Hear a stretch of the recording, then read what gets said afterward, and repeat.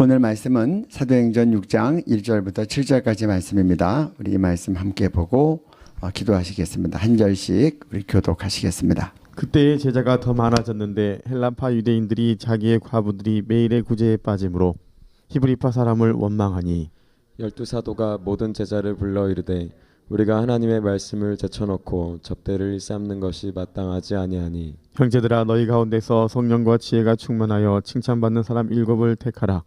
우리가 이 일을 그들에게 맡기고 우리는 오로지 기도하는 일과 말씀 사역에 힘쓰리라 하니 온 무리가 이 말을 기뻐하여 믿음과 성령이 충만한 사람 스데반과 또 빌립과 브로고르와 니가노르와 디몬과 파메나와 유대교에 입교했던 안디옥 사람 니골라를 택하여 사도들 앞에 세우니 사도들이 기도하고 그들에게 안수하니라. 하나님의 말씀이 점점 왕성하여 예루살렘에 있는 제자의 수가 더 심히 많아지고 허다한 제사장의 무리도 이 도에 복종하니라.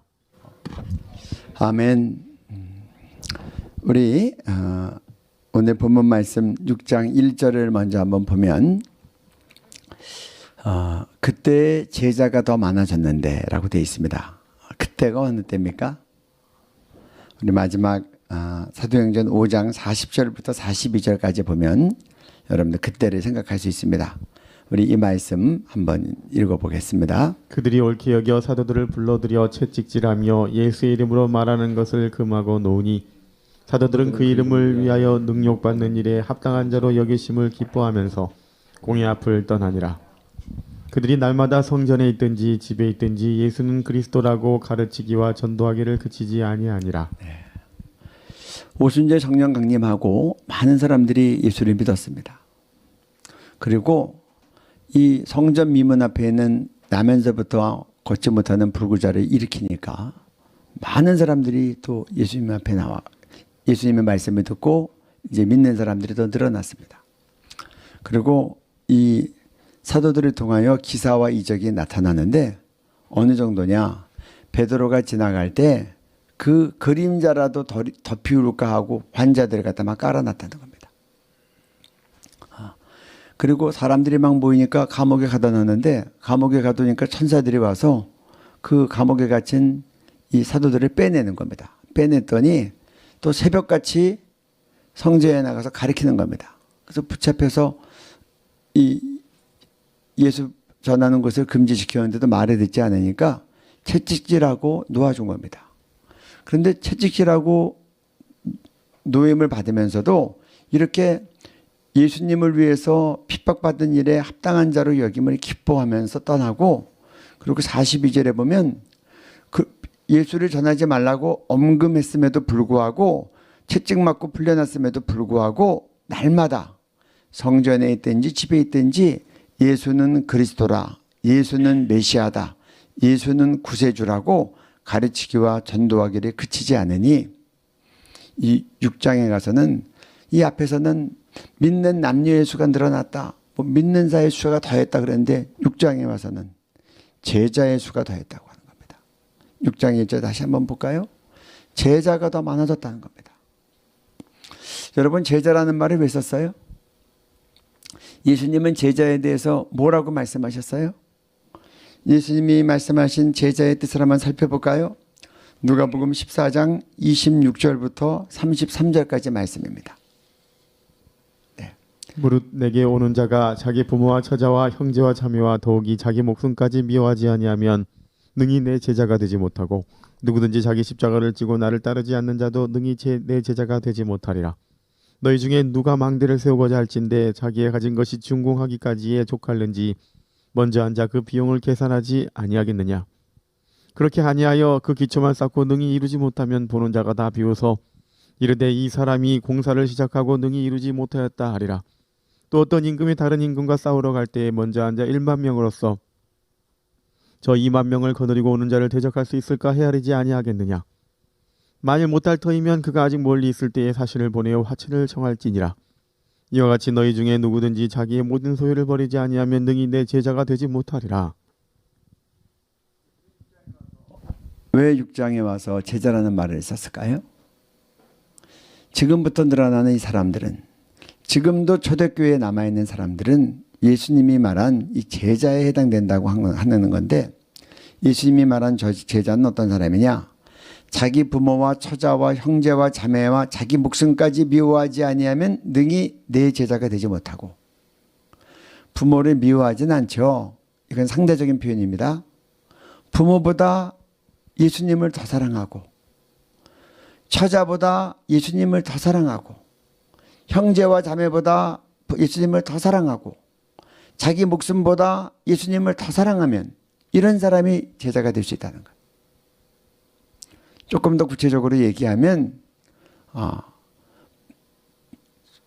정말 부모님이나 와이프나 아이들 때문에 복음의 길에 못 가는 사람이 아니라는 겁니다. 또 자기 목숨까지 미워한다는 말은 순교적 증인을 얘기하는 겁니다. 내가 예수님 때문에 순교하면 영광인 줄 알고 순교하겠습니다.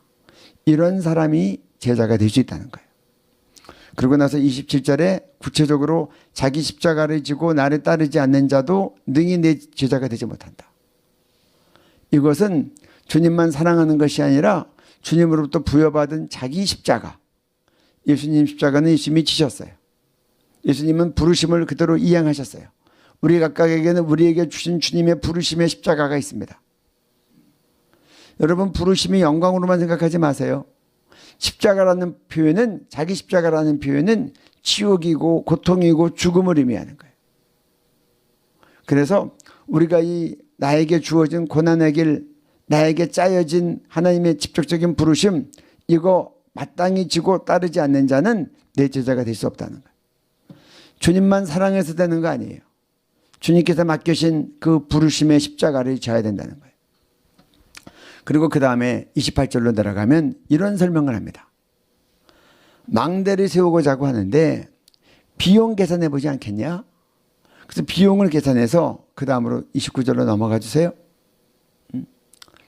그래서 계산해서 다 돈이 지을만 하면 공사를 해야지, 공사를 짓다가 기초만 쌓고 다 이루지 못하면 사람들이 비웃지 않겠냐? 또 다른 예를 하나 더 듭니다. 어떤 임금이 다른 임금과 싸울 때 적들이 2만 명을 가지고 쳐들어온 거예요. 2만 명을 가지고 쳐들어왔는데 우리 군대는 1만 명밖에 안 돼. 그럼 생각해 보지 않겠냐? 내가 1만 명 가지고 2만 명 싸워서 이길까 질까? 그래서 만약에 못 이길 것 같으면 미리 가서 화친하지 않겠느냐? 그러고 나서 이와 같이 라고 얘기했어요. 이 말은 무슨 말이냐? 자신 없는 사람은 가라는 거예요. 제자의 부르심을 받고 내가 끝까지 다 제자의 길에 갈 수 없는 사람은 포기하란 말이에요. 너희 중에 누구든지 자기의 모든 소유를 버리지 아니하면 능히 내 제자가 될 수 없다.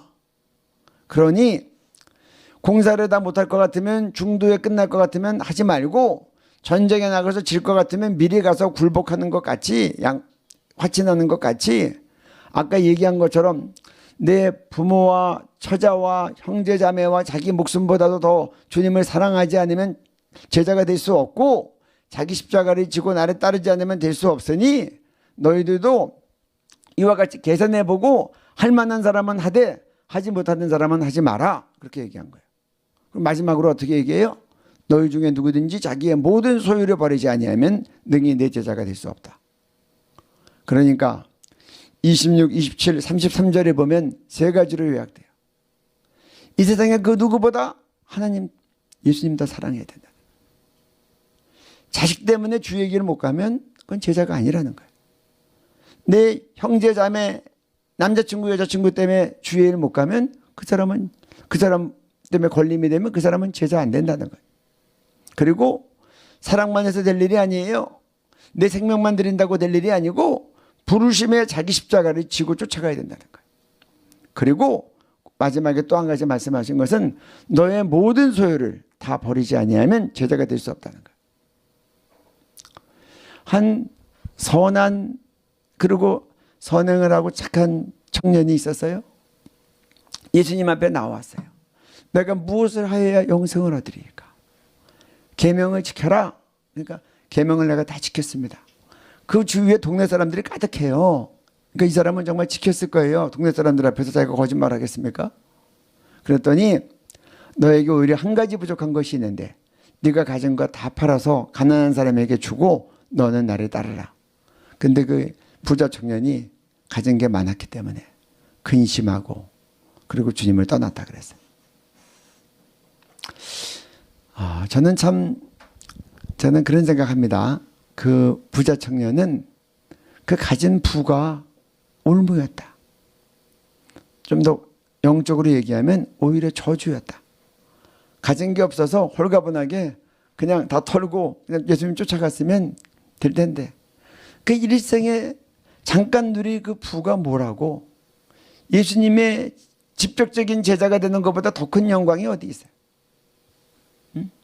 근데 그걸 못했다는 겁니다.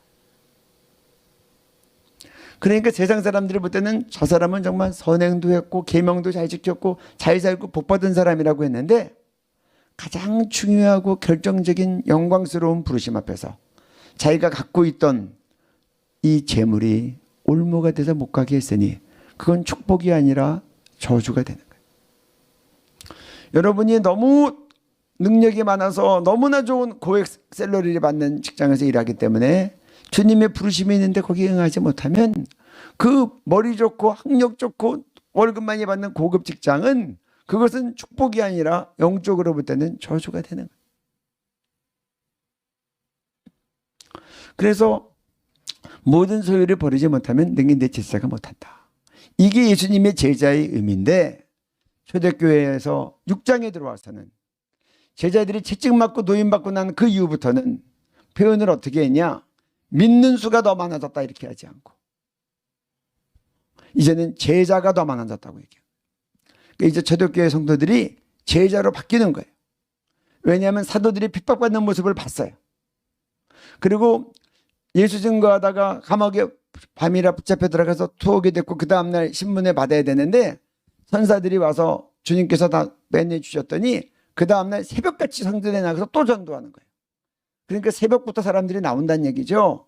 초대교회도 새벽 기도를 한 것 같아요. 새벽 기도 모였나 봐요.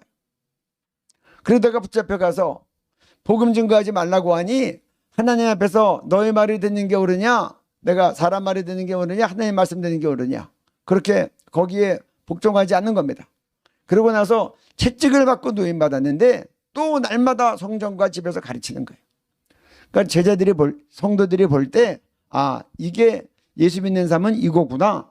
그렇게 여기니 그 초대교회 교인들은 제자급이었다는 거예요. 제자급. 그 6장에서 제자급에 나온 제자라는 표현이 나오는 거예요.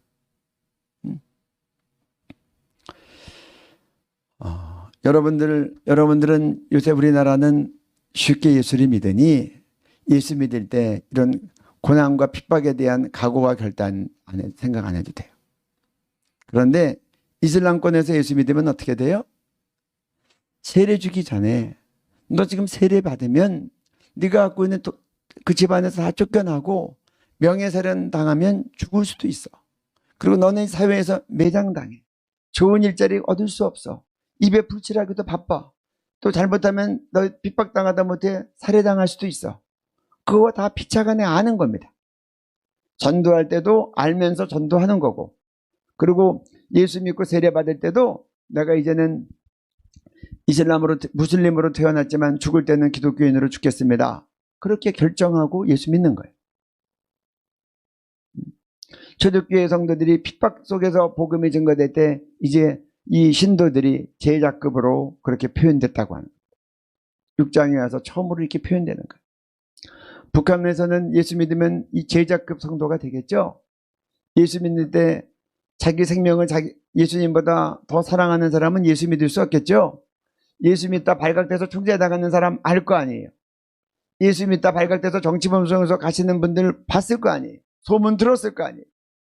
그럼에도 불구하고 예수 믿을 때 그들은 제자라고 볼 수 있습니다. 우리 남한 어떻습니까? 제자 맞습니까?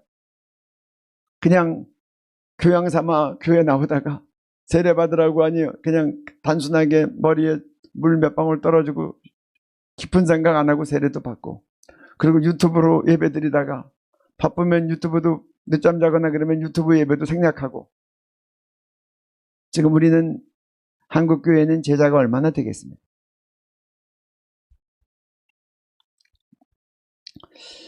지금 우리 코로나19 시대를 맞아서 한국교회가 깨어나야 될 때라고 생각합니다. 저는 북한에 40만 성도들이 있다고 하는데 그들은 제자라고 생각합니다.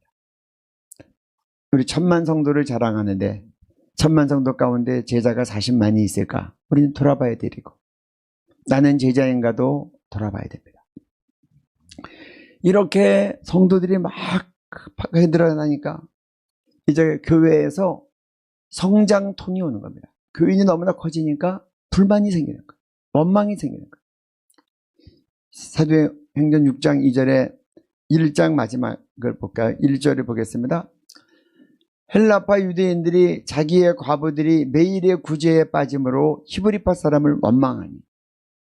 그러니까 이 초대교회 구성원이 두 개로 돼 있었다는 거예요. 헬라파, 히브리파. 이 히브리파는 뭐냐?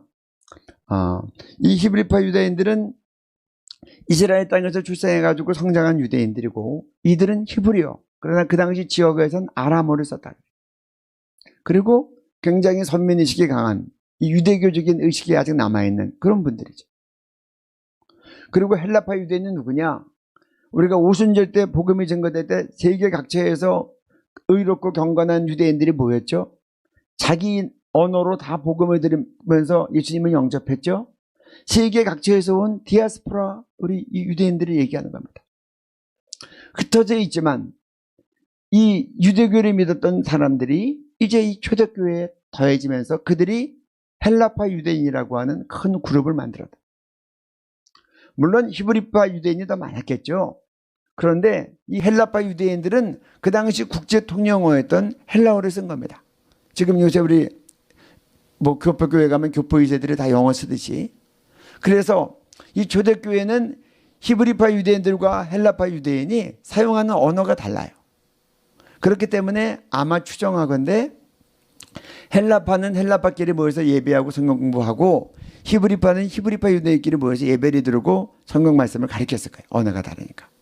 그리고 렌스키 같은 주석가는 뭐라고 얘기하냐고 하면 이 전체 초대교회 교인들을 약 2만 명에서 2만 5천 명 정도로 예상을 하는 거예요. 그 오순절 성령 강림 시간 이후부터 한 2년 사이에 폭발적으로 증가했다고 보는 겁니다. 그러니까 뭐 이렇게 많은 사람을 또 언어도 서로 다른 두 영역인데 12사도가 말씀 사역하면서 능력 사역하면서 복음 증거하면서 그러면서 구제 사역까지 한다는 건 사실 불가능하죠. 그러니까 불가능한 일을 갑작스럽게 막 해오다가 너무 늘어나니까 이제 문제가 터지기 시작하는데 구제 문제에서 이제 이 헬라파 사람들이 이제 원망을 하기 시작하는 겁니다. 그러니까 원망이 나오기 시작하니까 이때 사도들이 결단을 하는 거예요. 그러냐? 이 문제를 해결하겠다. 그리고 6장 2절에 가니까 읽어주시기 바랍니다. 12사도가 모든 제자를 불러 이르되 우리가 하나님의 말씀을 제쳐놓고 접대를 일삼는 것이 마땅하지 아니하니. 여기서부터 사도행전 2장은 계속해서 제자라는 단어를 쓰고 있어요. 이건 뭐 단순한 이제 뭐 믿는 사람의 뜻이 아닙니다. 이제 예수님을 내 생명보다 더 사랑하고 내 모든 소유를 다 주님을 위해 바칠 수 있고 내 십자가를 지고 주님을 따르겠다고 하는 그런 사람들로 이제 간주된 겁니다. 모든 교인을 다 불렀다는 거예요. 그러고 나서 이렇게 얘기합니다. 내가 하나님 말씀 제쳐놓고 접대를 일삼는 것이 마땅하지 않다. 이 접대는 구제사역 얘기하는 겁니다.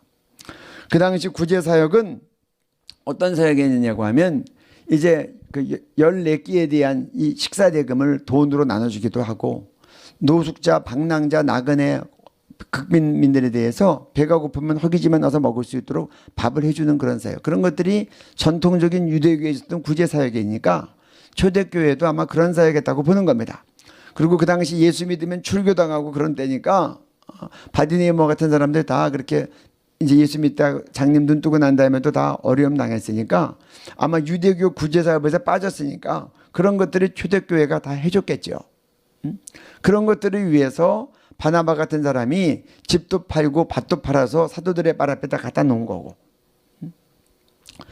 그런데 이제 우리가 이렇게 정말 말씀 사역을 제껴놓고 구제 사역을 일삼는 것이 마땅하지 않다. 이 말은 바꿔 말하면 너무나 사람이 늘어나니까 막 정신없이 막 늘어나는 이 제자들을 돌보기 위해서 사도들이 말씀 사역을 제쳐놓을 수밖에 없었다. 그 뜻도 표현되는 거 아니에요? 그러면서 3절에 봅니다. 사도행전 6장 3절 말씀을 보겠습니다.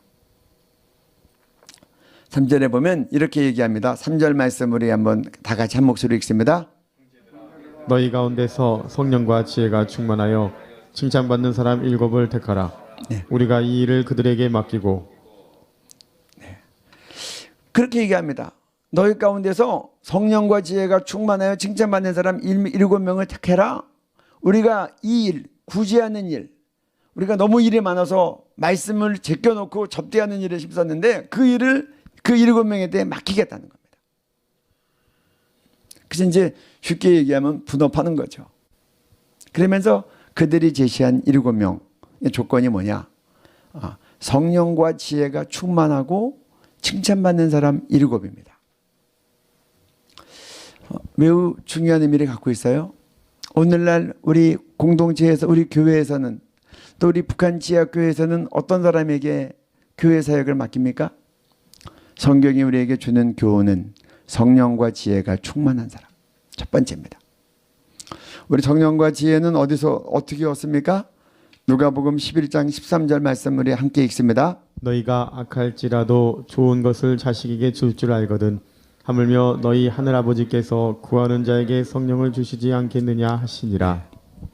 성령은 하나님으로부터 오는 거예요. 그래서 구하는 자에게 주신다 그랬어요. 그러니까 여러분, 나는 성령 충만하지 않다고 하나님 앞에 불평할 사람 아무도 없습니다. 내가 구하지 않은 게으름을 회개해야 됩니다. 여러분, 나는 지혜가 없어. 난 태어날 때부터 머리가 나빠. 저는 그런 사람들 보면 자기 손으로 자기 꿀밤을 때려야 돼, 이렇게. 성경은 지혜에 대해서 뭐라고 얘기합니까? 그 다음 말씀, 네. 우리 야고보서 1장 5절 말씀 함께 읽습니다. 너희 중에 누구든지 지혜가 부족하거든 모든 사람에게 후히 주시고 꾸짖지 아니하시는 하나님께 구하라. 그리하면 주시리라. 아멘. 여러분, 성령은 지혜의 영이에요. 누구든지 지혜가 부족하거든 모든 사람에게, 특별한 사람이 아니에요, 모든 사람에게 후히 주시고 꾸짖지 아니하시는 하나님께 구하라. 지혜를 구하면 하나님께서 꾸짖지 아니하시고 주시겠다는 거예요. 그러면 주시리라. 이 두 개가 다 하나님으로부터 구해서 얻는 건데, 가장 중요한 이 두 가지를 주님한테 구해서 이 두 가지가 늘 충만한 사람이 교회 일을 할 수 있는 직분자라는 거예요. 그러니까 교회 일의 직분자는 세상 학력 얘기하지 않아요. 세상 재산 얘기하지 않아요. 세상 집안 배경 얘기하지 않아요. 성령과 지혜가 충만한 사람. 그리고 한 가지가 더 있어요. 그 다음에 아닙니다. 그리고 칭찬 듣는 사람을 얘기하는 거예요. 우리 아까 3절 말씀으로 다시 돌아갑니다. 성령과 지혜가 충만하고 사람들한테 칭찬받는 사람 7을 택하라고 하는 거예요. 그래서 우리가 기억해야 될 것은 정말 하나님께서 칭찬하는 사람 세우는 것 매우 중요합니다. 여러분, 맡은 자에게 구할 것은 충성이라고 했고, 지극히 작은 일에 충성된 사람이 큰 일에도 충성되다 그랬어요. 그래서 이 칭찬받는 사람 어떻게 할 수 있어요? 지극히 작은 일에 충성된 사람, 일을 시켜보고 입증된 사람을 세우라는 겁니다. 여러분들은 공동체 안에서, 교회 안에서 칭찬받습니까? 여러분들은 동네 이웃들한테 칭찬받습니까? 예수 믿는 것 때문에 미움당하는 건 괜찮아요. 그렇지만 그런 다른 면에서 여러분들 손해보지 않으려고 그렇게 다툼하고 따지다가 여러분들이 덕을 세우지 못했다면 그런 사람은 주의 사역에 적합하지 않다는 거예요.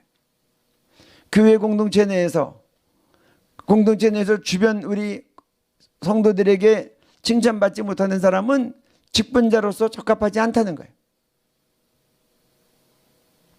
그리고 매우 중요한 것은 이 12사도가 그들이 성령과 권능이 충만하고 또 주님 앞에 뜻을 잘 분별할 수 있었겠지만 자기가 임명하지 않았다는 거예요. 뭐라고 되어 있어요? 7을 택해서 그들에게 직분을 주겠다는 거예요. 우리 아까 제가 이웃에게 입증된 사람 얘기할 때 마태복음 25장 23절 말씀 한번 읽고 넘어가면 좋겠습니다. 같이 한 목소리로 읽습니다. 그 주인이 이르되 잘하였도다 착하고 충성된 종아 내가 적은 일에 충성하였음에 내가 많은 것을 내게 맡기리니 내 주인의 즐거움에 참여할지어다 하고. 그래서 직분을 줄 때 어떻게 분별하는가? 우리 작은 일을 맡겨봐야 됩니다. 그 작은 일을 주님의 일인지 알고 충성되이 하면 그때는 그 다음에 큰 일, 중요한 일을 맡기는 겁니다. 어떤 사람은 능력이 많은데 작은 일 맡기면 뭐 나를 뭘로 알고 있다는 걸 맡겨 하고 화내고 충성 안 하는 사람, 그런 사람은 큰 일 맡기면 안 돼요. 왜냐하면 큰 일이나 중요한 일을 예수님 때문에 하는 게 아니라 자기의 영광과 자기의 능력을 과시하고 그걸 위해서 하기 때문에 그렇습니다. 여기 작은 일에 충성된 사람을 큰 일에 맡기는 거예요. 작은 일도 주님의 일이기 때문에 정성껏 하고 내일 같으면 대강해도 주님의 일이기 때문에 철저히 하는 겁니다. 여러분 그러세요? 어떤 일 할 때 주의 일이면 교회 일이면 여러분의 일 거보다 더 열심히 합니까? 여러분들은 여러분 일 다 해놓고 남는 시간에 주의 일 합니까? 여러분 주님 앞에 귀하게 쓰임 받기를 바라요. 지극히 작은 일에 충성되기를 바랍니다. 주님께서 그렇게 얘기해요. 잘하였도다 착하고 충성된 종아, 내가 적은 일에 충성하였으며 내가 많은 것을 내게 맡기리니. 제가 UNDP 일할 때 연구소에서 여러 이제 박사님들과 함께 일했습니다. 근데 제가 모시고 일했던 센터 소장님이 일이 계속 그분한테 오는 거예요. 청와대에서도 일이 그분한테 오고 재경부에서도 그분한테 오고 박사가 수없이 있는데 그분은 일이 계속 오고 어떤 사람들은 계속 그냥 빈둥빈둥 거리는 거예요. 그리고 사실 철밥통처럼 보장되어 있는 직업이니까 뭐 열심히 일 안 해도 그냥 가는 거예요. 그래서 제가 그때 그분을 모시고 일하면서 많은 걸 느꼈어요. 이게 정말 빈익빈 부익부구나. 일 잘하는 사람에게는, 충성된 사람에게는 세상 사람도 일에 막 주는 거예요. 그런데 일 주면 대강대강하고 땡땡이 주고 그런 사람에게는 일이 안 가는 거예요. 그러니까 놀고 먹는 사람이 있고 일이 계속 많은 사람이 있어요. 그래서 제가 힘은 들었지만 깨달음이 있어요. 제가 한번 돌이켜 생각해 봤어요. 제가 청와대에 있어도 우리 소장님한테 일 드릴 것 같아요. 제가 재경부 장관이어도 중요한 일은 그분한테 맡길 것 같아요. 이분은 맡은 일을 펑크 내는 법이 없어요. 이분 장로님이셨는데 성령과 지혜도 충만했지만 모든 일을 그렇게 책임 있게 잘 하시는 거예요. 그러니 저라도 그러겠어요. 중요한 일인데 함부로 남한테 못 맡길 것 같아요. 믿을 만한 사람한테 맡기지. 이게 영적으로도 그래요. 영적 빈익빈 부익부가 있습니다. 여러분 성도들이 장로가 많고 집사가 많다고 다 일이 많은 게 아니에요. 주님도 믿을 만한 사람한테 일을 집중해서 주는 겁니다. 중요한 일을 어떻게 남한테 주겠어요? 사랑하는 양들을 어떻게 아무한테 맡기겠어요? 귀중한 일일수록 주님도 믿을 만한 사람에게 맡기는 거예요. 그런데 주님의 기준은 작은 일에 충성한 사람에게 많은 일을 맡긴다는 겁니다. 우린 주님 앞에서 돌아봐야 됩니다. 하나님, 우리가 작은 일에 충성했습니까? 그리고 작은 일을 할 때 주님이 주신 그 작은 일 내가 죽기에 됐습니까? 우리가 한 가지 생각해야 될 것은 이 12사도가 정말 주님의 음성도 잘 듣고 주님의 뜻도 알았겠지만 그 모든 제자를 모아놓고 뭐라고 얘기하냐면 너희가 7명을 택하라고 얘기한 겁니다. 그래서 형제들아, 너희 가운데 성령과 지혜가 충만하고 칭찬받는 사람 7을 택해라. 우리가 이 일을 그들에게 맡기겠다. 뽑는 조건만 얘기해 주는 거예요. 성령과 지혜가 충만한 사람, 칭찬받는 사람 7. 여러분, 우리가 이거는 좀 생각해 볼 필요가 있습니다. 2000년 전에 그때 노예제도가 강력했던 이 사회입니다. 그리고 모든 것은 귀족들이 주관해 나갔던 사회인데 이 초대교회에서는 그렇지 않았는 거예요. 모든 제자들을 다 모아놓고 그들이 택하라고 했던 거예요. 이게 지금 사도행전에 흐르는 일관된 맥입니다. 여러분 기억하십니까? 처음에 이 마띠아를 뽑을 때 어떻게 뽑았어요? 사도행전 1장 23, 26절 각각 읽어드리겠습니다. 그들이 두 사람을 내세우니 하나는 바사바라고도 하고 별명은 유스도라고 하는 요셉이요 하나는 마띠아라. 제비 뽑아 마띠아를 얻으니 그가 11사도의 수에 들어가니라. 120명의 다락방에 모여서 기도하는데 베드로가 성령의 감동을 받고 그렇게 얘기합니다. 12제자를 뽑았는데 가룟 유다는 각기 제 길로 가서 거기서 하나님의 길을 버리고 제 사도의 직을 버렸다. 그러니 이 자리를 충원해야 된다. 이 자리를 충원하는 것은 구약 성경에도 예언된 바다. 그러고 나서 이 11제자가 자기네들이 상의해서 기도하고 뽑은 게 아니에요. 그리고 그들한테 예수님의 처음 행적부터 함께 있고 부활의 증인이 될 사람을 너희가 택하라고 해서 두 사람을 택하게 합니다. 그래서 공회가 이 회중이 2명을 택하니까 그 2명을 놓고 제비 뽑아서 마띠아를 얻은 겁니다. 회중에게 2명을 택하게 한 거예요. 그리고 이제 초대교회가 엄청나게 커져서 구제활동 때문에 원망이 생기고 감당이 안 될 만큼 일이 늘어나니까 그때는 이 모든 제자들을 다 모아놓고 조건을 얘기하고 성령과 지혜가 충만하고 칭찬받는 사람 조건을 해서 7명을 회중 보고 택하라고 한 겁니다. 그래서 회중이 택해서 7명을 올리니까 사도들이 기도하고 안수하고 그들을 임명하는 거예요. 그리고 그 일을 위임하는 거예요. 그리고 이것으로 끝나지 않습니다. 이렇게 이 초대교회는 나중에 안디옥 교회를 통해서 교회를 개척하기 시작할 때 이 선교를 통해서 개척된 교회에서 사도행전 14장 23절 말씀을 보면 이렇게 나옵니다. 말씀 읽겠습니다. 각 교회에서 장로들을 택하여 금식 기도하며 그들이 믿는 주께 그들을 위탁하고. 사도 바울 팀이 교회를 개척하고 나면 2, 3년 지나면 또 떠나야 되면 그 장로들을 택해서 교회를 맡기는 겁니다. 이 장로회는 가르치는 장로, 오늘날 목사가 가르치는 장로에 해당됩니다. 이런 데를 맡겨서 금식 기도하며 그들이 믿는 주께 그들이 위탁하고 또 다른 교회 가서 개척하고 그 교회가 또 떠날 때가 되면 가르치는 장로, 치리장로, 시무장로 세워서 그들한테 금식 기도하고 하나님께 위탁하고 또 떠나는 겁니다.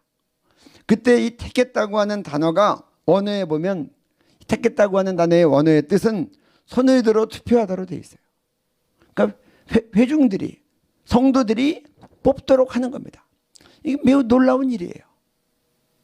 그래서 이 초대교회들과 그 당시 개척됐던 교회들은 굉장히 민주적인 방식에 의해서 교회 영적 지도자들을 세웠다고 하는 겁니다. 지금이야 우리가 매우 당연하게 생각하지만 우리 역사 가운데 이렇게 민주주의가 꽃피운 것은 우리 얼마나 돼요? 100년이 안 되는 겁니다. 1945년도 우리가 해방되고 난 다음에 우리가 부단히 노력해서 지금 자유민주주의가 우리한테 내려졌는데 교회의 역사는 이렇게 매우 민주적이었다는 거예요. 여러분 우리나라 한번 사례를 한번 볼까요? 제가 우리나라 한국 사례를 보면서 너무 은혜가 돼서 이 글을 여러분들한테 읽어드릴 텐데 여러분들 마음을 잘 간직하면 좋겠습니다. 네. 장로 선출에 대한 한국 사례. 전북 김제에 있는 기역자 교회로 유명한 금산교회의 초기 역사에는 이러한 모습을 보여주는 전형적인 이야기가 있다. 김제에 기독교의 복음이 유입된 것은 1905년이다. 이는 남장로교 선교사 테이트와 용화마을의 양반지주의자 마방의 주인이던 조덕삼의 만남이 계기가 되었다. 조덕삼은 마방에 묵고 있던 테이트를 청하여 복음을 듣고 자신의 사랑채를 예배처소로 내놓았는데 이것이 금산교회의 시작이었다. 이때부터 조덕삼은 집안 식구뿐 아니라 하인들에게도 예배에 참석할 수 있도록 했는데 그 중에는 마부 이자익도 있었다. 이후 예수에게 붙들린 조덕삼과 이자익은 힘을 모아 금산교회를 세우는 데 진력했다. 하나님 나라의 확장을 위해 주인과 모슴이 합력했던 것이다. 그러한 노력의 결과 두 사람은 1907년에 함께 금산교회의 영수로 임명되었고 금산교회는 그해 동로회 전라대리회의 허락을 얻어 장로 투표를 실시하게 되었다. 그때 교인들과 마을 사람들은 당연히 조덕삼 영수가 먼저 장로가 되리라고 생각했다. 그런데 결과는 너무 뜻밖이었다. 마을의 지주였던 조덕삼 영수를 제치고 그의 마부 이자익 영수가 장로로 추천된 것이다. 반상의 신분을 철저히 따지던 시대에 이는 충격적인 사건이 아닐 수 없었다. 이에 조덕삼 영수는 그 자리에서 발언권을 얻고 교인들에게 인사를 하였다. 이 결정은 하나님이 내리신 결정입니다. 우리 금산교회 교인들은 참으로 훌륭한 일을 해냈습니다. 저희 집에서 일하고 있는 이자익 영수는 저보다 신앙의 열의가 대단합니다. 나는 교회 결정에 순종하고 이자익 장로를 받들어서 열심히 교회를 섬기겠습니다. 이 말을 들은 금산교회 교인들은 조덕삼 영수에게 큰 박수를 보내었다. 이런 조덕삼 영수의 모습은 당시 한국교회에 신선하고 커다란 충격이었다. 이후 조덕삼은 자신의 약속대로 믿음 안에서 이자익을 장로로 섬겼다. 당시는 교육자들이 부족할 때라서 이자익 장로가 예배를 인도하고 설교하는 일이 많았다. 그때에도 조덕삼 영수는 앞자리에 앉아 겸손하게 예배하며 이자익 장로의 설교에 집중하였다. 집에 돌아와서는 주인과 모습의 관계로, 교회에 가서는 반대로 장로와 영수의 관계가 되어 서로를 향한 자신들의 직분을 다하였던 것이다. 교인들과 마을 사람들은 특히 조덕삼 장로의 모습에 모두 놀랐다. 소장농이나 모습은 비천한 사람이었다. 하지만 조덕삼 영수는 기독교 복음의 진수를 맛보았기에 성서의 가르침에 순종하였다. 이후에도 조덕삼 장로는 이자익 장로가 평양 장로교 신학교에서 공부할 수 있도록 전적으로 지원했으며 1915년에는 금산교회 2대 담임 목사로 청빙하기까지 했다. 이후 이자익 목사는 장로회 총회장을 3번이나 역임하는 큰 인물이 되었다. 비천한 자가 하나님의 사람으로 아름답게 쓰임받을 수 있었던 것은 참된 믿음의 후원자가 있었기에 가능한 일이었다. 조덕삼도 이후 장로가 되었으며 그의 아들 조용호도 장로가 되었다. 그리고 전 국회의원인 손자 조세영도 금산교회의 장로가 되어 천국의 유산을 아름답게 이어가고 있다. 크리스천 투데이 2006년 7월 1일. 여러분, 이 금산교회 이야기는 한국교회사의 매우 아름다운 이야기입니다. 여러분, 이 조덕삼 장로는 자기가 예배당도 다 세운 사람이에요. 그리고 자기 가족은 물론이고 하인과 머슴과 자기 마부였던 그런 이자에까지 다 예수 믿게 한 사람이에요. 근데 교회에서 민주주의 방식으로 투표가 벌어졌는데 양반 상놈이 분명하던 때에 선거를 통해서 이자익이 아닌 조병삼이 아닌 조덕삼이 아닌 이자익이 장로로 먼저 선출이 된 거예요. 그런데 이 조덕삼 씨가 얼마나 훌륭했냐고 하면 자기는 그 먼저 선임된 이자익 장로에게 충성되이 다 섬겼을 뿐 아니라 그릇이 크니까 평양신학교에 보내서 그의 목사를 만들어서 다시 자기가 섬기고 있는 금산교회에 목사로 모시고 오고 자기도 후에 장로가 됐죠. 장로로서 그 목사를 모신 겁니다. 근데 이 이자익 목사가 장로교 총회장을 무려 3번을 했어요. 지금처럼 합동 장로 통합 백석 나누기 전이에요. 그 당시 장로교는 딱 한 장로교였어요. 그리고 그 장로교는 한국 교인의 75%가 장로교였어요. 그러니까 한국 교회의 최고의 지도자를 그렇게 세운 거예요.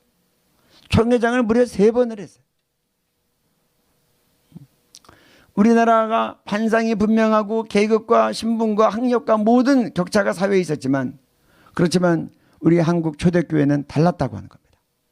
이게 성경의 가르침을 그대로 이어가는 교회들의 모습인 거예요. 우리도 선교지에서 그렇게 해야 돼요. 그리고 남한교회도 그렇게 해야 되고 북한교회, 지하교회도 그렇게 해야 되고 교포교회도 그렇게 해야 돼요.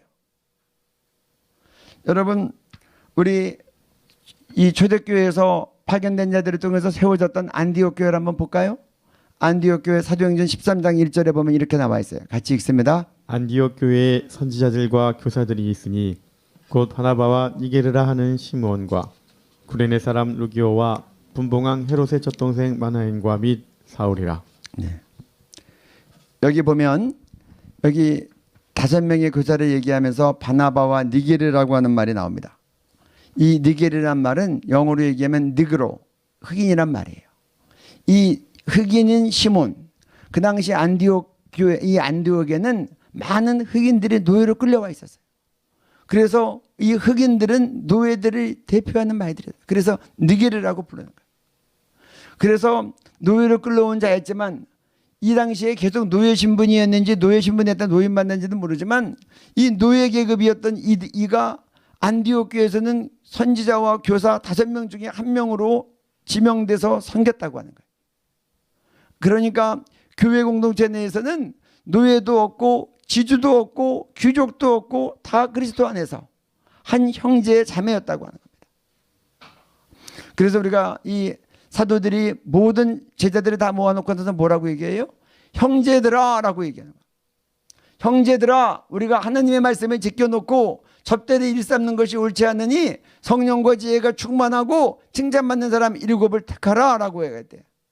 이 사도들이 부르는 말이 그들에게 평신도들, 목사들 구별하지 않고 형제들이라고 얘기했다는 거예요. 이와 같은 초대교회의 운영이 지금도 우리 전 세계 모든 교회에 이 민주주의의 토대가 되었고, 그래서 우리 한국교회도 이렇게 민주주의의 토대 위에서 마부인 이자에게 교회에서는 자기의 주인 조독산보다 먼저 장로가 되고, 그리고 또 그러한 사람이 목사가 되어서 총회장이 되고, 머슴, 하인, 백정, 기생 할 것 없이 주님 안에서 새로운 피조물로 주님의 교회를 이루어 나갔다고 하는 겁니다.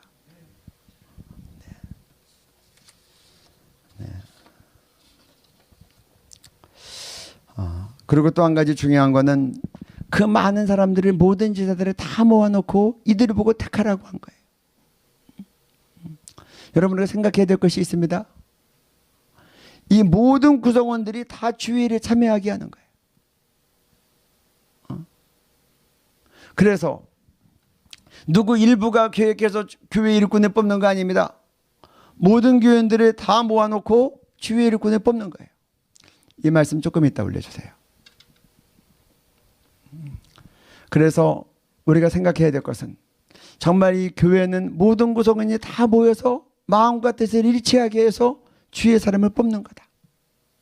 그렇게 우리가 생각해야 됩니다. 이게 초대교회의 운영이었어요.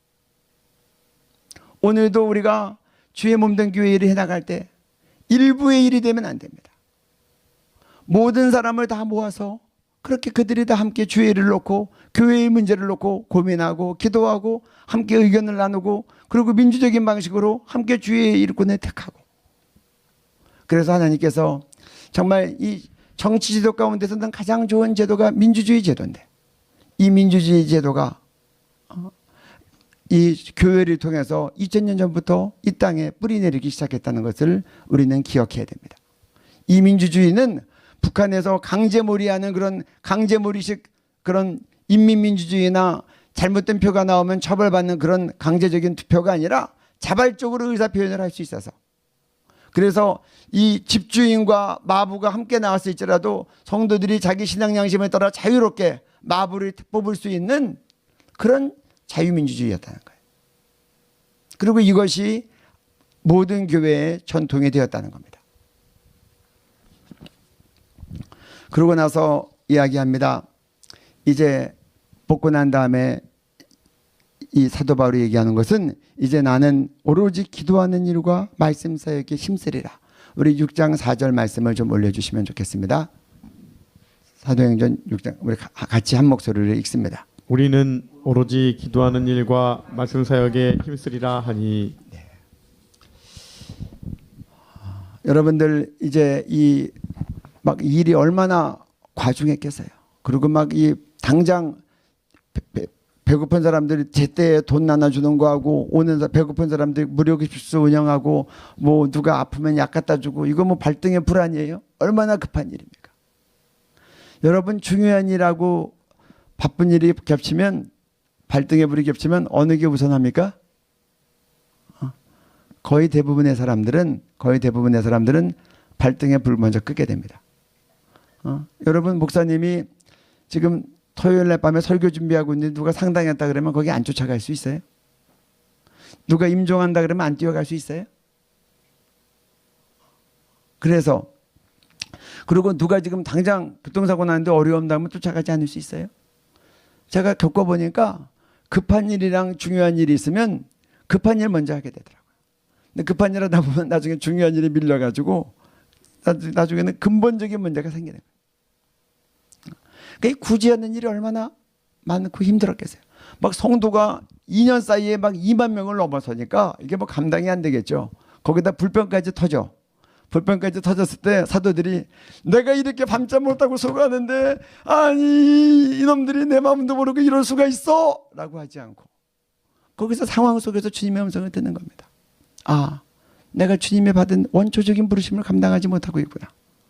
이제는 새 길이 필요하구나. 그래서 그렇게 얘기하는 거예요. 내가 하나님의 말씀 사역을 내가 제껴놓고 내가 접대하는 일에 힘쓰는 것이 내가 옳지 않다. 성령과 지혜가 충만하고 칭찬하면서 일곱을 택해라. 우리는 오로지 말씀과 기도에 옛날 번역대로 하면 전무하리라. 그렇게 얘기했어요. 여러분들 우리가 많은 일을 하다가 상황 속에서 여러 가지 일 때문에 마음이 심히 분주할 때 그리고 다 제대로 할 수 없을 때 우리는 주님 앞에서 다시 돌아봐야 됩니다. 그리고 하나님 이 많은 일이 다 제가 하는 거 맞습니까? 그리고 분별해야 됩니다. 일이 많을 때 우선순위를 잘 정해야 됩니다. 근데 12사도는 이제 다시 하나님 앞에서 원점에 바로 서는 거예요. 그래서 그렇게 얘기합니다. 오로지 기도하는 일과 말씀 사역에 힘쓰리라. 오로지라는 말을 넣기 때문에 이후로는 이제 이 교회 행정과 구제에 대해서는 완전히 이제 담 쌌다는 겁니다. 그리고 이쪽에 집중한다는 거예요. 여러분들 삶을 살아가다가 많은 장벽에 부딪히지 않습니까?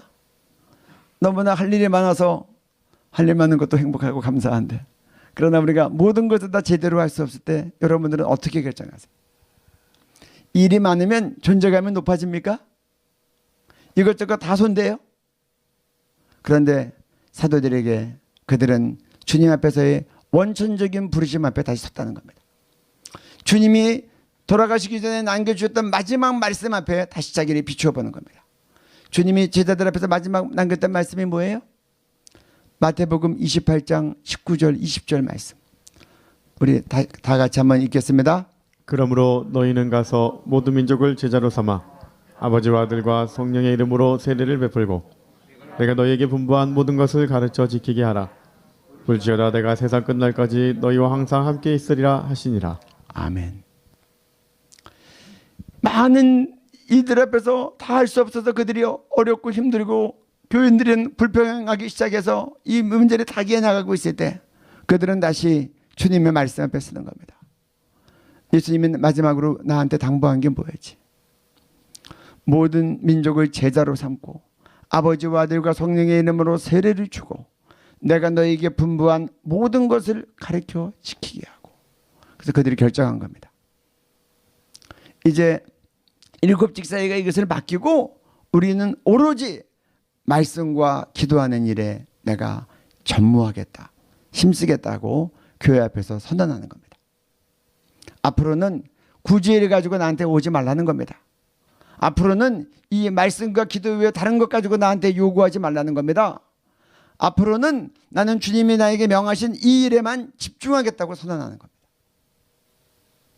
그래서 이 사도들은 이제 많은 지역을 관할하면서 그렇게 퍼져나가는 핍박을 피해서 퍼져나갔던 많은 성도들을 통해서 세워진 그런 교회들을 관리하고 그리고 제자를 삼아서 가리키고 성령의 아버지와 아들과 성령의 이름으로 세례를 베풀고 요새는 세례를 약식으로 주지만 그 당시에는 강에 들어서 풍덩 넣었다 꺼내는 거예요.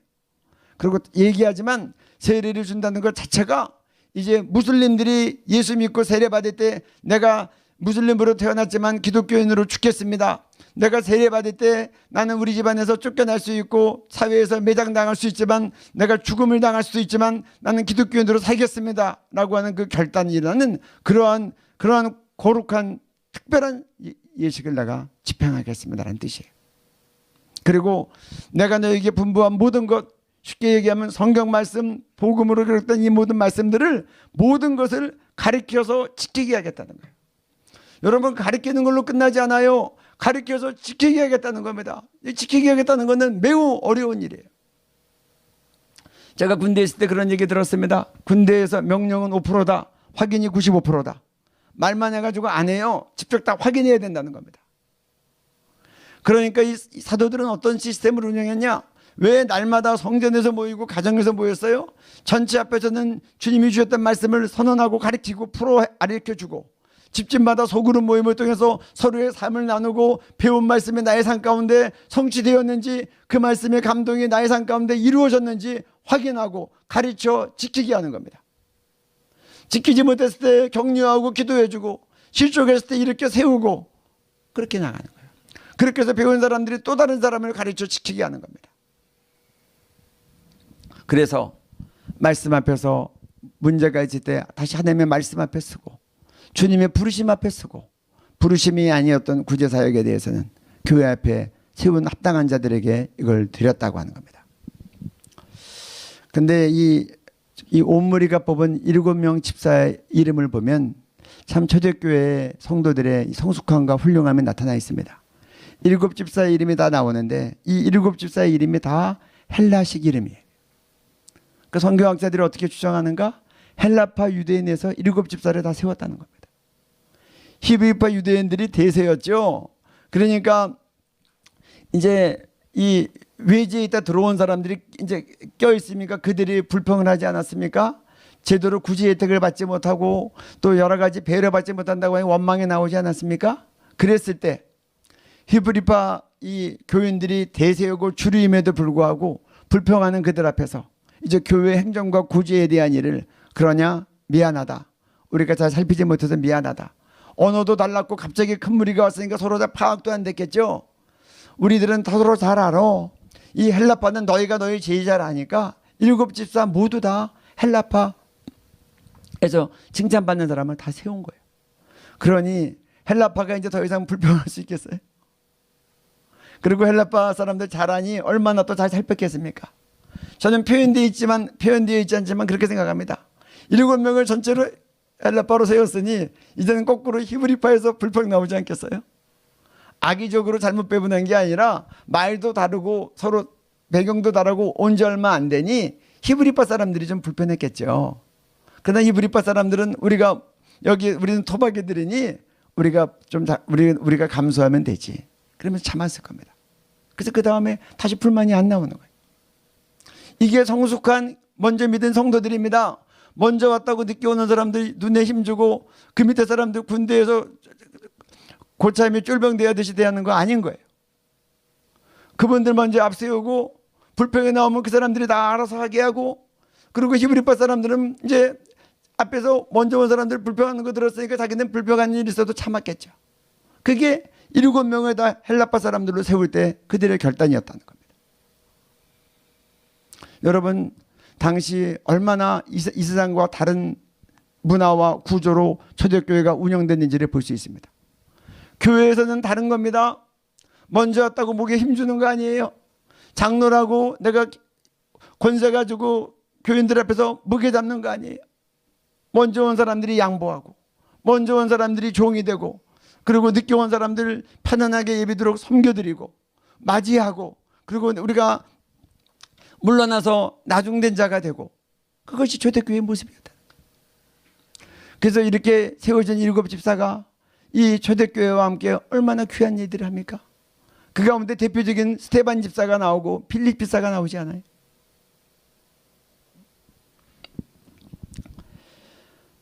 그리고 또 한 가지, 우리가 이 초대교회는 불평을 얼마나 잘 처리하는지를 알 수 있어요. 사실 불평하는 사람들이 그 불평의 문제를 제일 잘 압니다. 그래서 그분들한테 맡기면 그게 또 잘 해결이 되는 거예요. 제가 이 말씀을 준비하다가 에스더 기도 운동이 처음에 생겼던 우리 오순절 우리 금식성회가 떠올랐어요. 2007년 1월 4일부터 6일까지 오산리 초자식 금식기도원에 빌려서 3천여 명이 모여서 금식성회를 하는데 연합으로 했습니다. 제가 사회를 보고 함께 3일 물도 안 마시는 3일 단식을 하는 프로그램을 짜는데, 미국에서 오신 분들, 해외에서 오신 분들도 함께 이제 마지막에 연합 준비회의를 하는 겁니다. 성회 구성에 대해서. 아침부터 밤까지 하는데, 미국에서 지금도 기억합니다. 박산가정에 있다 오신 한 분이 그렇게 얘기하는 거예요. 미국에서 오신 분들이 계셨는데, 우리 아침부터 밤까지만 하지 말고 밤 10시 넘어서 끝나면 밤 11시부터 아침 7시까지 철야 기도를 하자는 거예요. 제가 그냥 아이고 이게 웬일이냐, 이게 충격을 받았어요. 아니 물도 안 마시고 진행을 하는데, 아니 밤 10시 반 넘어서 끝나면 쉬어야죠. 근데 24시간 하자는 거예요. 그래서 제가 볼 때는 감당이 안 되겠더라고요. 그래서 제가 마음으로 주님께 기도를 했어요. 하나님 어떻게 하면 좋습니까? 근데 주님이 제 마음에 그런 감동을 주시더라고요. 저거를 제안한 사람은 저걸 감당할 수 있는 기름 부으심과 능력이 있다는 거예요. 그래서 제가 그분한테 여쭈었습니다. 왜 우리가 밤에도 해야 됩니까? 그때 이분이 미국에서 오래 계셨어요. 공부하면서. 그런데 그때 나만의 죄악이 관영한데 특별히 밤에 죄악이 관영합니다. 그래서 우리는 나라를 위해서 우리가 살리기 위해서 단식하는 이 에스더 성회에서는 밤에도 기도해야 됩니다. 그래서 제가 그랬어요. 유학하시는 분이 알기도 잘한다. 그래서 제가 마음의 감동대로 그렇게 했어요. 그러면 이번에 미국에서 오신 그리고 그 필요성을 느끼는 여러분들이 밤 차례를 감당해 주십시오. 그랬더니 기꺼이 하시겠다고 하더라고요. 그리고 제가 깜짝 놀랐어요. 우리가 밤 10시 반쯤 끝났어요. 그럼 11시에부터 모여서 아침 7시까지 꼬박 차례 기도를 인도해요. 제가 정말 놀랐어요. 하나님께서 그 일에 대해서 문제의식을 느끼는 사람에게 감당할 수 있는 은혜와 능력도 주시는 거예요. 제가 우리 남한에 서울에 있는 사람들 중심으로 생각하는데 우리는 그거 못해. 저는 그거 못하거든요. 물도 안 마시고 막 뛰어다니는데 아침부터 밤까지 하기도 바쁜데 우리 할 수 없습니다라고 거절했으면 그 귀한 사역을 놓치기도 했을 뿐 아니라 그분들에게는 얼마나 상처도 되고 마음이 얼마나 안타까웠겠어요. 그래서 하나님께서는 지체들이 통하여 다 다양한 이 안목과 기름 부음과 능력을 주신 거예요. 교회 공동체는 그런 것들을 다 존중하면서 함께 연합해서 가는 게 교회 공동체인 거예요. 그래서 여러 가지 안목이 나올 때 그것들을 다 존중해주고 그런 것들을 하는 것들을 할 수 있도록 기회를 주고 자리를 주는 것이 그것이 교회의 모습이라는 거예요. 제가 이화여대 다락방에서 총무로 일할 때 뭐 이제 막 저도 그때도 제가 대학 교수하면서 총무 일을 했으니까 뭐 오면 일하기 바빴죠. 근데 제 눈에는 이 화장실이 옛날 스타일이었어요. 지금 그런 스타일이었고 뭐 여러 가지로 좀 불편했는데 저는 그런 게 눈에 안 들어오는 거예요. 왜냐하면 항상 농촌들을 하도 가서 농촌이 저의 기준이 돼서 그런지 모르지만 그 당시 사무총장이셨던 우리 선교학자였던 전재욱 교수님께서 그러는 거예요. 한번 회의하다가 그분이 보니까 정말 답답한 거예요. 그분은 이 여성다운 섬세함이 있고 그러신데 보니까 총무가 뭐 전도하고 기도하는 것만 신경 쓰는데 총무가 돼가지고 화장실 불편하고 그런 것도 신경도 안 쓰니까 저한테 그러시는 거예요. 우리 총무 눈에는 화장실은 눈에도 안 들어오나 봐 그러시더라고요. 근데 정말 저 눈에 안 들어오더라고요. 화장실이 불편한 게. 그러니까 그 사무총장님이 직접 나서서 그걸 다 현대식으로 다 바꾼 거예요. 그래서 제가 보면서 정말 교회는 다양한 지체들이 다양한 안목으로 다양한 각도에서 섬기는 거다. 그래서 하나님께서 우리에게 여러 지체를 주셨다. 그걸 통감했어요. 또 한 가지 이게 떠오릅니다. 제가 미국에서 교포교회를 선교되었어요. 제가 몇몇 교회를 선교했는데 한 교회에서 목회자님이 정말 훌륭하신데 이게 저하고 안 맞는 부분이 있어요. 그래서 제가 그때 처음으로 제가 교회를 옮겨야 되겠다 그런 생각을 했어요. 그래서 제가 하나님 앞에 진지하게 기도했어요. 제가 그 교회에서 물론 여러 일을 했습니다.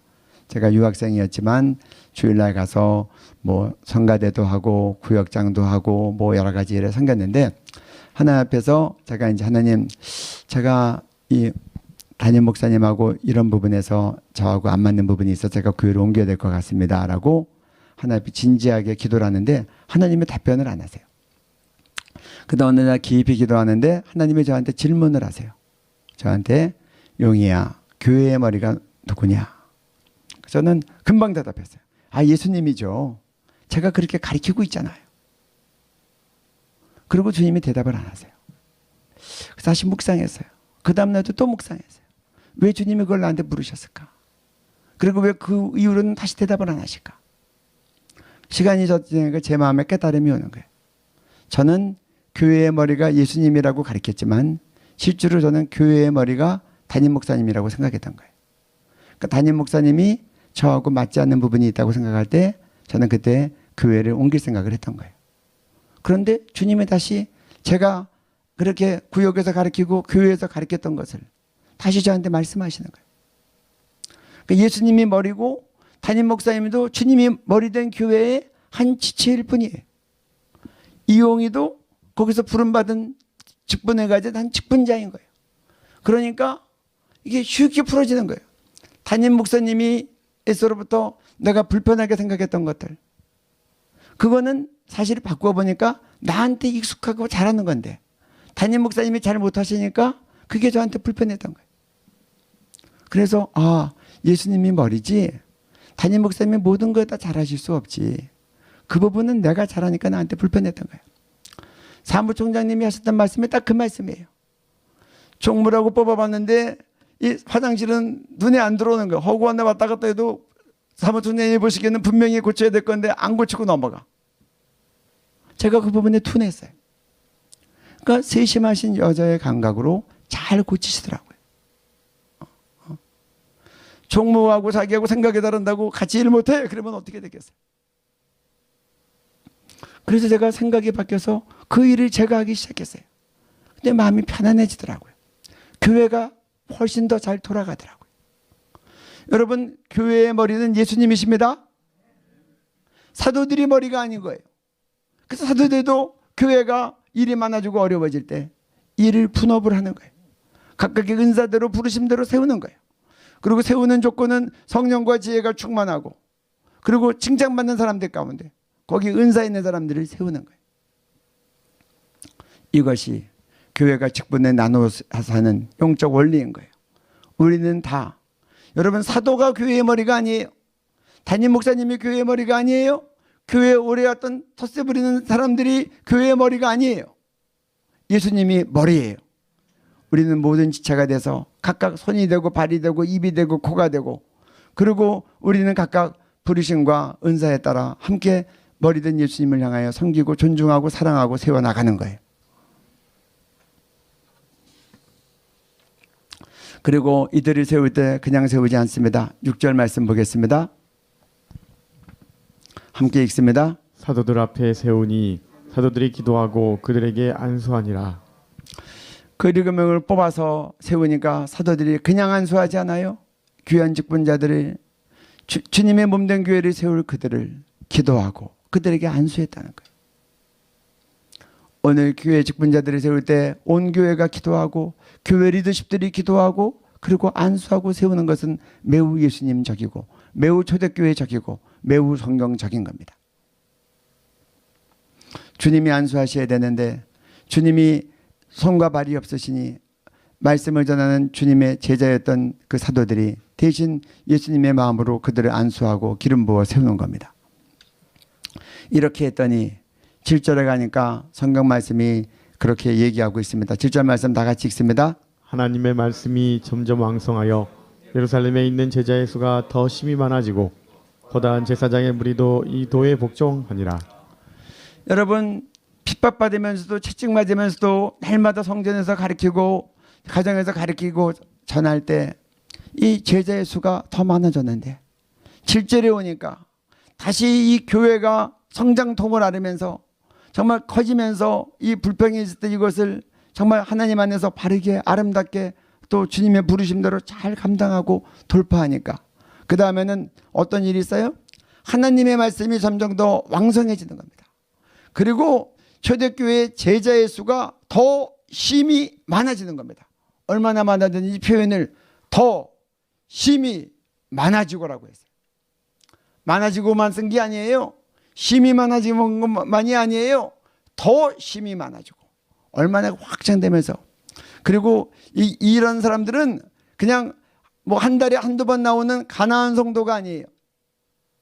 이들은 듣기는 하지만 헌신하지 않는, 그리고 좋을 때는 믿고 네 가진 것을 다 팔아서 가난한 사람들에게 주고 너는 나를 따르라고 했을 때 심히 근심하면서 갔던 그런 부자 청년 같은 그런 사람이 아니라는 거예요. 그래서 표현을 6장에 들어오니까 제자라는 말을 쓴 거예요.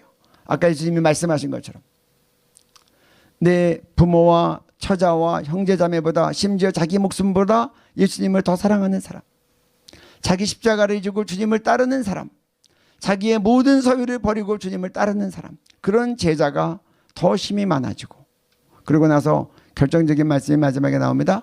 허다한 제사장의 무리도 이 도에 복종하니라. 제사장의 무리는 어땠어요? 예수님을 판단하고 십자가에 못 박는 일에 앞장섰던 계급들입니다. 예수님이 그들을 볼 때 독사의 자식들이라고 야단쳤던 사람들입니다. 회칠한 무덤 같다고 야단쳤던 사람들입니다. 그들도 예수교회 그리고 주님의 이 복음 말씀 앞에 그들이 복종하고 주님을 따르는 자가 됐다는 겁니다. 이것이 초대교회의 역사고 초대교회에 나타난 성령의 능력이고 그리고 초대교회를 통해서 하나님의 나라가 구현되는 모습입니다. 오늘 우리가 이 초대교회의 짧은 말씀을 보면서 오늘 우리 각각에게 적용될 부분이 있다고 생각합니다. 여러분들은 지금 할 일은 많고 시간은 부족하십니까?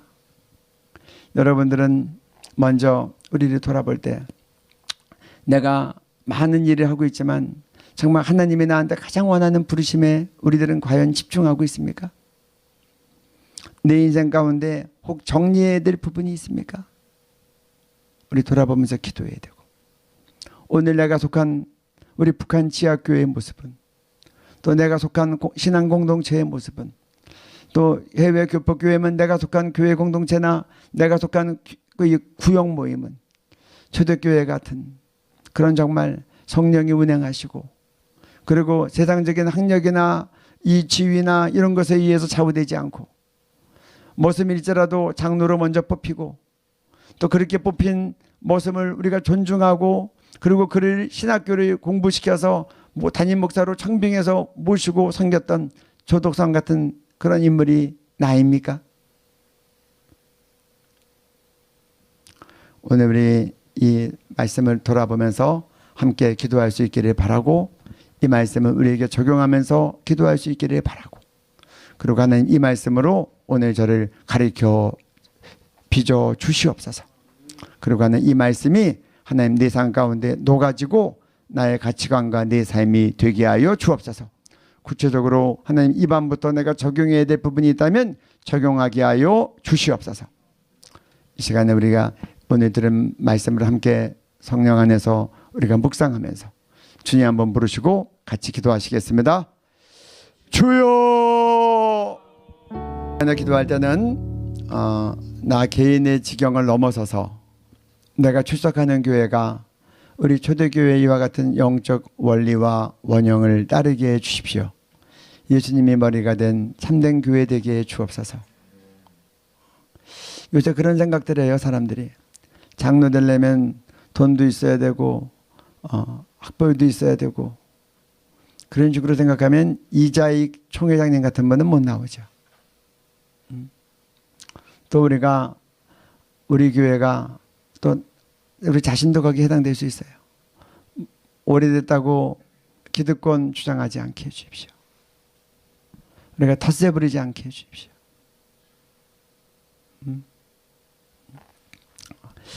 제가 예전에 그런 일이 있었습니다. 제가 있던 집 옆에 아주 크고 훌륭한 교회가 있었어요. 정말 소문난 좋은 교회인데 새벽기도에 가면 새벽기도 드리는 큰 홀이 있었습니다.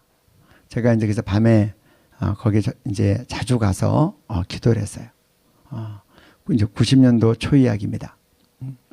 그래서 이제 저는 밤에 가서 이제 부르짖고 앞에 가서 앞에 카페트가 있으니까 그 앞에 이제 가서 무릎 꿇고 막 밤에 부르짖어 기도했는데 권사님 한 분이 거기 교회에서 장애자에서 기도하다 주무시는 분이 있어요. 근데 그분이 한 분은 저한테 와서 제가 기도하고 있으니까 툭툭 치면서 제가 이제 그때 30대였습니다. 청년 몇 구역에 속했나 물어보는 거예요. 저는 이 교회 교인이 아닙니다. 집이 가깝고 이 기도실이 24시간 열려 있어서 저는 와서 기도합니다. 그랬더니 그 권사님이 저한테 그러세요. 그냥 제가 권사님으로 생각이 돼요. 늘 그렇게 뭐 서로 대화하시는 것들 보고 그랬으니까 저한테 우리 교회 교인이 아니면 앞자리에서 기도하면 안 되지. 저 뒤에 가서 기도해. 그러는 거예요. 저는 제가 장로 권사 아들이니까 그런 거 다 이해해요. 하지만 초신자 같으면 시험에 들겠더라고요. 근데 그게 저의 모습이고 또 에스더 올해 나온 분들의 모습일 수도 있어요. 또 이 말씀을 우리 각각에게 이런 모습이 있을 수 있어요. 초대교회는 뭐 갑자기 막 교인이 많아서 불평이 왔을 때 이 터줏대감이라고 할 수 있는 이 히브리파 유대인들이 새로 세운 교회의 이 시무직을 행정직을 구제에다 관리하는 일을 한 명도 아니고 7명 모두를 다 헬라파 사람한테 맡긴 겁니다. 그들이 불편하지 않겠어요? 교회는 합리적으로 일하는 데가 아닙니다. 교회는 예수님의 덕을 세우기 위해서 일하는 데입니다. 그래서 저부터도 그렇지만 우리 교회가 초대교회 같게 해 주옵소서. 각각의 부르심에 전념할 뿐더러 서로의 갈등과 마찰과 어려움이 있을 때 그것을 상대방 쪽에서 다 해결해 주고, 그리고 혹 나한테는 불편하더라도 그분이 편안하면 되고, 그리고 여기서는 직분을 뽑을 때도 초대교회 같게 하여 주옵소서. 그래서 우리 금산교회처럼 마부도 장로가 먼저 될 수 있고, 그랬더니 이 조덕삼 장로님이 얼마나 훌륭한지 그분을 자기보다 먼저 된 장로를 신학교를 유학시켜서 평양신학교를 유학시켜서 목사님이 되고 그걸 또 담임 목사님으로 청빙해 오고 장로교 총회장을 3번이나 역임을 하는 그런 훌륭한 인물로 세운 거예요. 하나님, 우리 교회에서 학연, 지연 또 뭐 금수저, 흑수저 없게 해주십시오. 그리고 우리 성령과 지혜가 충만하고 칭찬받는 사람을 바로 지도자로 세우는 한국교회가 되게 해주셔서 우리 그리스도 안에서는 우리가 다 형제 자매 되게 해 주옵소서. 한국교회가 그렇게 되게 해주시고 내가 출석하는 교회가 그렇게 되게 하시고 내가 속한 공동체와 조별 모임이 그렇게 되게 하시고